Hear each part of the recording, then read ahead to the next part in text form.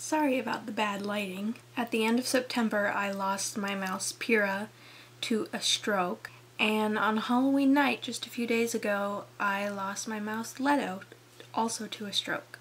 Now, I actually did a video that night, just letting you guys know that Leto passed away and what happened, but it turns out I have to update it, because on November 3rd, just a few days after Leto, Peep passed away.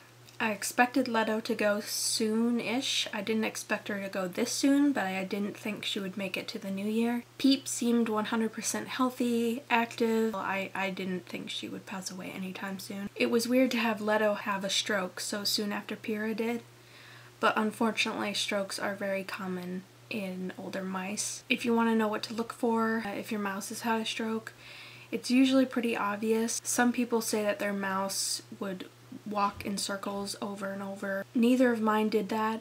Both of mine walked around like their legs were jello. They couldn't stand up straight, they couldn't walk straight, their heads bobbed all over the place. Leto was actually flipping over on her back and having trouble getting back on her feet. Now with Peep, she did not have a stroke. She developed an enormous tumor on her abdomen. It's like it appeared overnight, which unfortunately can sometimes happen with these guys. Again, tumors are very common in older mice. All three of these girls were a year and 3 months old, which is kind of weird. That may sound like a really short life, and it technically is, but for mice who are pet store mice, that is pretty common. In fact, there are a lot of pet store mice that will not make it to a year. It's just because their genetics are really bad. But my longest living mouse was my very first mouse, Reepicheep. He made it to a year and 6 months. He's the only mouse I've had that came from a decent breeder, and he technically could have lived longer, but he was hand-raised since he was a baby, and hand-raised mice often don't make it at all. So the fact that he made it to a year and a half was really good. I technically have had 14 mice in the span of 3 years. Peep-a-Seek seemed pretty depressed after Leto died. They were getting along so great and really loved each other. They were only together a month, which is pretty sad. And the thing that people don't really realize is that mice take the loss of their partners very seriously, and grief is really hard on them. And sometimes it gets to the point where they will almost generate sickness in themselves. Poggin is chewing on something. You trimming your teeth? You might think that I'm down to just Poggin, who is my hamster, if you don't know, but I may have gotten a couple more pets recently. So I need to introduce you guys to them soon, hopefully next week.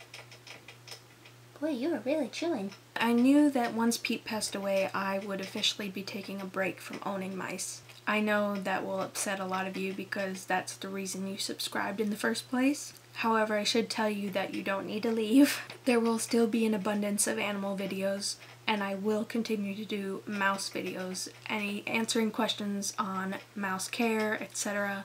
So if there's anything you want to know, let me know, and I will try to put videos together. And it doesn't mean I won't ever have mice again, I just need a little break right now. Saying goodbye to 14 animals in such a short span of time, it really takes its toll. It's emotionally exhausting. About a week ago or so, Peep and Leto were in their hammock all snuggled up, and Peep was grooming Leto, and it was so cute that I took out my camera and got some footage of it. I'm really glad I did, considering what happened. So I'm going to show that to you guys right now. Thank you guys so much for watching and supporting my channel. I'll see you guys in the next video. She's sitting on your head, Leto?